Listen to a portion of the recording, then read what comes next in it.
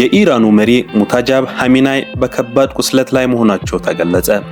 የኢራኑ አዲሱ ጠቅላይ መሪ ሙታጃብ ሐሚናይ አባታቸው በተገደለበት የአየር ድብደባ ምክንያት በደረሰባቸው የፊትና የእግር ጉዳት በማገገም ላይ መሆናቸውን ለጉዳዩ ቅርበት ያላቸውን 3 ምንጮችን ጠቅሶ ሮይተርስ ዘግቧል።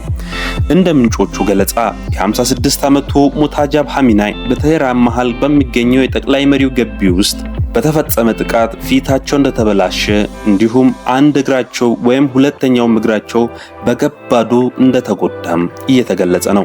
ምንም እንኳን ጉዳቱ ከባድ ቢሆንም ሙታጃብ ሐሚናይ በአሁኑ ወቅት በማገገም ላይ እንደሚገኙ፣ አእምሮአዊ ንቃታቸውን በጥሩ ሁኔታ ላይ እንደሚገኝ ምንጮች ገልጸዋል። ስማቸው እንዳይጠቀስ የፈለጉት እነዚህ ግለሰቦች መሪው በድምጽ የቪዲዮ ኮንፈረንስ አማካኝነት ከከፍተኛ ባለስልጣናት ጋር በሚደረጉ ስብሰባዎች ላይ እንደሚሳተፉና በጦርነቱም እንዲሁም ዋሽንግተን ውስጥ ከሚደረገው ድርድሮች ጋርም በተያያዘ ወሳኝ የሆኑ መልእክቶችን ለተደራዳሪዎቹ እያስተላለፈ ነበር ብለዋል።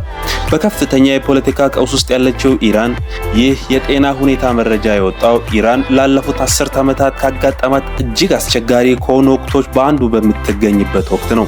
በተለይም ቅዳሜ ዕለት በፓኪስታን ዋና ከተማ ኢስላማባድ ከአሜሪካ ጋር በሚደረገው ከፍተኛ የሰላም ድርድር ሊጀመር በተዋዜማ መሆኑ እንዲሁም የሐሚናይ የጤና ሁኔታ ሀገሪቱን ለመምራት ያስችላቸዋል ወይ የሚል ከፍተኛ ጥያቄ በተነሳበት ለማስተባበያ ይሆን ወይ የሚል ጥያቄዎችን እያስነሳ ነው።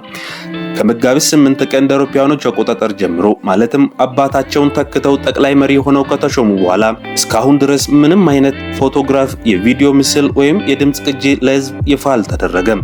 ይህም የአዲሱ መሪ የጤና ሁኔታ እንዲሁም የመምራት ብቃታቸውን ትልቅ ጥያቄ ውስጥ ከቶ ነበር። እንደ ዘገባው ከሆነ ሙታጃብ ሐሚናይ የቆሰሉት የካቲት 28 ቀን አሜሪካና እስራኤል በጋራ በከፈቱት የመጀመሪያው ቀን ላይ እንደሆነ እየተገለጸ ነው።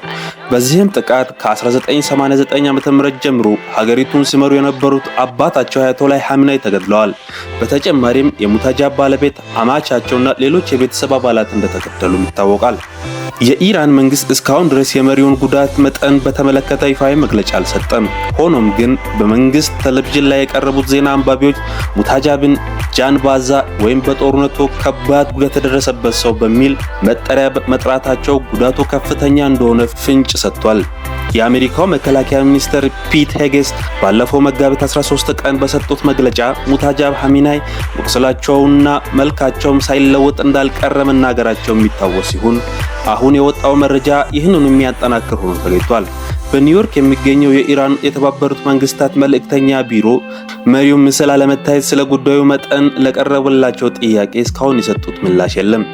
ይህ መረጃ በሮይተርስ የዜና ምንጮች ላይ ተመሰረተ ሲሆን ዘገባውም ድርጅቱ የመረጃውን ትክክለኛነት በራሱ ገለልተኛ መንገድ ማረጋገጥ እንደቻለም ጠቅሷል።